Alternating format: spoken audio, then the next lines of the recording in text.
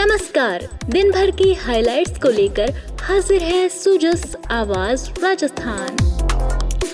Sujas podcast में मेधा से आप सुन रहे हैं प्रदेश की खास खबरें। एक नजर आज की हेडलाइंस पर। मुख्यमंत्री श्री भजनलाल शर्मा ने समीक्षा बैठक में राजस्व संग्रहण को मजबूत बनाने के दिए निर्देश, प्रभावी कार्य योजना बनाने को कहा।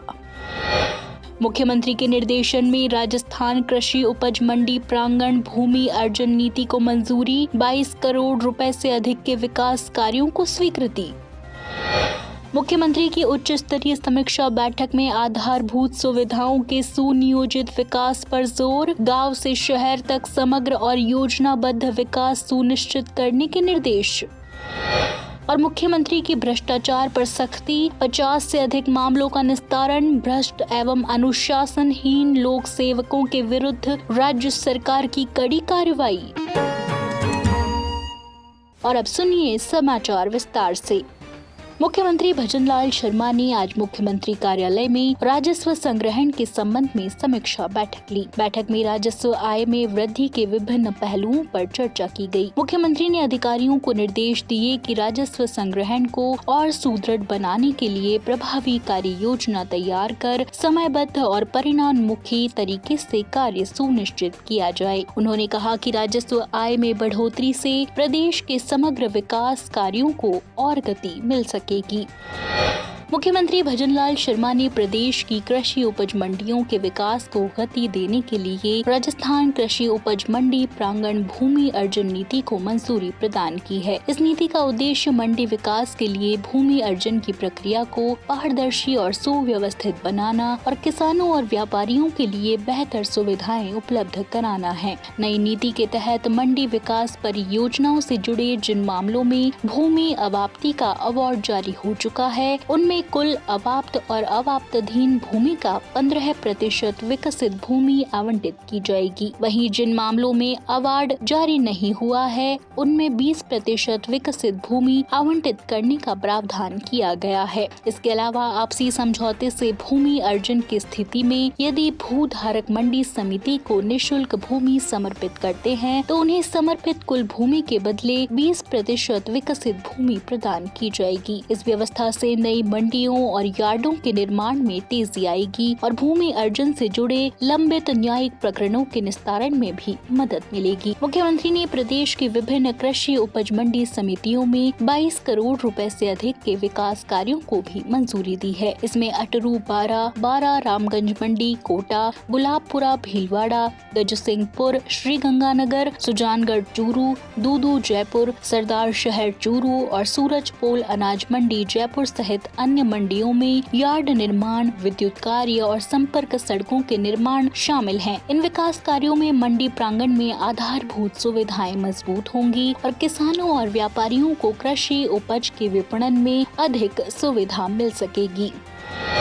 मुख्यमंत्री भजनलाल शर्मा ने कहा कि आधारभूत सुविधाओं का सुनियोजित विकास कर आमजन के जीवन को बेहतर बनाना राज्य सरकार की सर्वोच्च प्राथमिकता है। उन्होंने सभी विभागों को बजट घोषणाओं के प्रभावी क्रियान्वयन के लिए आपसी समन्वय से कार्य करने के निर्देश दिए, ताकि आमजन को योजनाओं का लाभ समयबद्ध रूप से मिल सके। मुख्यमंत्री सोमवार को मुख्यमंत्री कार्यालय में आयोजित एक उच्च स्तरीय बैठक को संबोधित कर रहे थे। उन्होंने कहा कि विकसित राजस्थान 2047 के विजन के अनुरूप प्रदेश के ग्रामीण और शहरी क्षेत्र में योजनाबद्ध विकास सुनिश्चित किया जाएगा। इसके लिए ग्राम पंचायत स्तर से लेकर नगर निकाय और जिला स्तर तक मास्टर प्लान तैयार कर शीघ्र क्रियान्वयन सुनिश्चित किया जाएगा। श्री शर्मा ने कहा कि डॉक्टर श्यामा प्रसाद मुखर्जी जिला उत्थान योजना के प्रभावी क्रियान्वयन के लिए ग्राउंड लेवल पर सर्वे कराया जाए। इस सर्वे के माध्यम से पानी, बिजली, सड़क, शिक्षा और चिकित्सा जैसे मूलभूत सुविधाओं से जुड़ी समस्याओं की पहचान कर समाधान सुनिश्चित किया जाए, ताकि उपलब्ध संसाधनों का अधिकतम उपयोग हो सके। मुख्यमंत्री ने कहा कि सड़क, सीवरेज व्यवस्था, शुद्ध पेयजल और निर्बाध विद्युत आपूर्ति को मजबूत बनाना राज्य सरकार की अवसंरचना विकास से जुड़ी योजनाओं और नीतियों का प्रमुख लक्ष्य है। मुख्यमंत्री भजनलाल शर्मा के नेतृत्व में राज्य सरकार भ्रष्टाचार मुक्त, पारदर्शी और जवाबदेह सुशासन की दिशा में लगातार सख्त कदम उठा रही है। जनहित से जुड़े कार्यों में लापरवाही, अनुशासनहीनता और भ्रष्टाचार के दोषी लोक सेवकों के विरुद्ध कार्रवाई करते हुए मुख्यमंत्री ने अभियोजन स्वीकृति धारा 17A और विभागीय जांच से जुड़े 50 से अधिक मामलों का निस्तारण किया है। मुख्यमंत्री ने निजी व्यक्तियों को अवैध लाभ पहुंचाने के आरोप में तत्कालीन उपखंड अधिकारी सहित सार्वजनिक निर्माण विभाग और महिला एवं बाल विकास विभाग के 2 अधिकारियों के विरुद्ध अभियोजन स्वीकृति प्रदान की। इन अधिकारियों पर गैर कानूनी तरीके से आदेश जारी कर निजी पक्षों को लाभ पहुंचाने के आरोप थे। राज्य सरकार ने न्याय द्वारा दोष सिद्धि के आधार पर कृषि उपज मंडी समिति के तत्कालीन सचिव को राज्य सेवा से पदच्युत कर दिया। वहीं लंबे समय पर निरंतर अनुपस्थित रहने के आधार पर एक अन्य अधिकारी को भी राजकीय सेवा से हटाया गया। इसके अतिरिक्त पद के दुरुपयोग, अनियमित भुगतान और राजकोष को नुकसान पहुंचाने के आरोपों के तहत तत्कालीन विकास अधिकारी के विरुद्ध भ्रष्टाचार निवारण संशोधन अधिनियम 2018 की धारा 17A के तहत विस्तृत जांच और अनुसंधान को भी मुख्यमंत्री ने मंजूरी दी। राज्य सरकार का कहना है कि भ्रष्टाचार और अनुशासनहीनता के मामलों में शून्य सहिष्णुता की नीति के तहत कार्रवाई जारी रहेगी, ताकि प्रशासनिक व्यवस्था में पारदर्शिता और जवाबदेही सुनिश्चित की जा सके।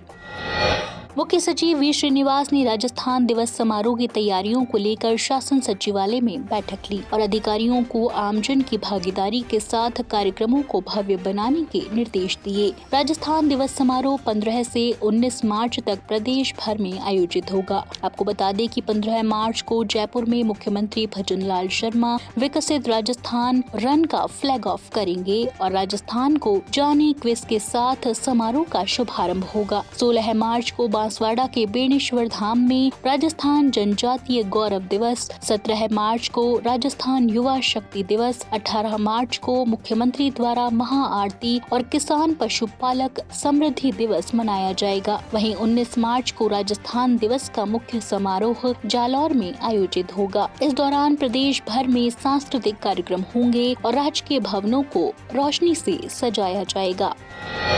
मुख्यमंत्री ने कहा कि प्रधानमंत्री नरेंद्र मोदी द्वारा अजमेर से HPV वैक्सीन निशुल्क उपलब्ध कराने की पहल महिलाओं के स्वास्थ्य के प्रति सरकार की दृढ़ प्रतिबद्धता का प्रतीक है। मुख्यमंत्री श्री शर्मा ने कहा कि यह महत्वपूर्ण पहल महिलाओं को सर्वाइकल कैंसर जैसी गंभीर बीमारी से सुरक्षा प्रदान करने की दिशा में एक बड़ा कदम है। उन्होंने कहा कि राज्य सरकार का उद्देश्य महिलाओं के स्वास्थ्य को सर्वोच्च प्राथमिकता देते हुए उन्हें बेहतर स्वास्थ्य सुविधाएं उपलब्ध कराना है। उन्होंने कहा कि HPV वैक्सीन की उपलब्धता से महिलाओं और बालिकाओं को सर्वाइकल कैंसर से बचाव में मदद मिलेगी और यह पहल आने वाली पीढ़ियों के स्वस्थ और सुरक्षित भविष्य के संकल्प को भी मजबूत करेगी। मुख्यमंत्री ने प्रधानमंत्री नरेंद्र मोदी के इस निर्णय का स्वागत करते हुए कहा कि यह कदम महिलाओं के स्वास्थ्य संरक्षण के साथ साथ समाज में जागरूकता बढ़ाने और बेहतर स्वास्थ्य व्यवस्था को सशक्त बनाने में भी महत्वपूर्ण भूमिका